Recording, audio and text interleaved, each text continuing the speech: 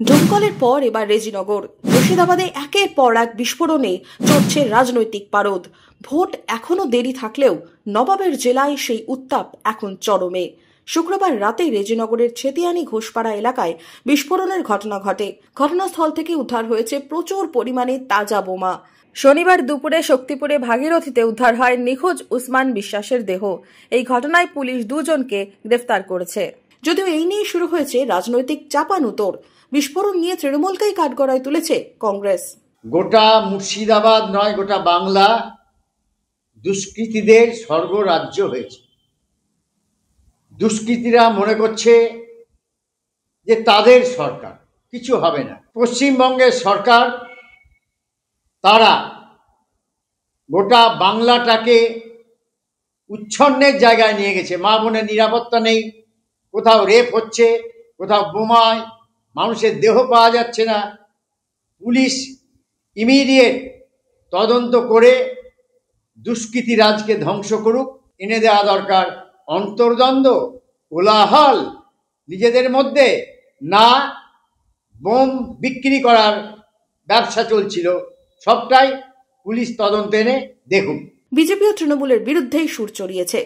26-এর নির্বাচন আসতে আসতে এই মুর্শিদাবাদ জেলা পশ্চিমবঙ্গে সর্বপ্রথম হবে বোম শিল্পে, এবং যত্রতত্র যেখানে সেখানে বোম ফাটবে আর তাতে নিরীহ মানুষ মারা যাবে। বোম শিল্পে মুর্শিদাবাদ সর্বপ্রথম জায়গায় যাবে। আর এই সংস্কৃতি তৃণমূলের দ্বারাই সম্ভব। তৃণমূলই এর জন্মদাতা। তৃণমূল এত ক্রিমিনাল পুষে রেখেছে, একে ও মারছে, ওকে ও মারছে, মারছে তৃণমূল, মরছে তৃণমূল। সবই তৃণমূলের দ্বারাই সম্ভব। সুতরাং পুলিশ প্রশাসন দক্ষ হাতে তদন্ত করে সমস্ত ক্রিমিনালকে অ্যারেস্ট করুক।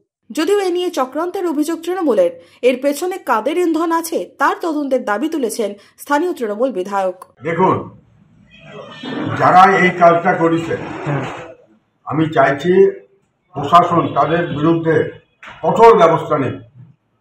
কারণ ভোট এখনো অনেক দেরি। এখন কিসের জন্য বোমগুলা বেঁধেছে এবং কার ইন্ধনে বেঁধেছে এবং কে ওর নির্দেশ দিয়েছে, সেটা ইমিডিয়েট পুলিশ তদন্ত করে বের করুক। জিনার বাড়িতে শুনতে পাচ্ছি যে কারিগরি বোম উদ্ধার হয়েছে। নিশ্চয় এর পেছনে একটা বড় চক্রান্ত আছে এবং বড় মাথা আছে।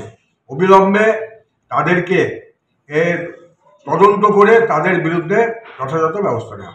উৎসব মিটতেই একের পর এক বিস্ফোরণের ঘটনায় সাধারণ মানুষের নিরাপত্তা নিয়েও প্রশ্ন উঠছে। Bureau report, Madhyabanga news.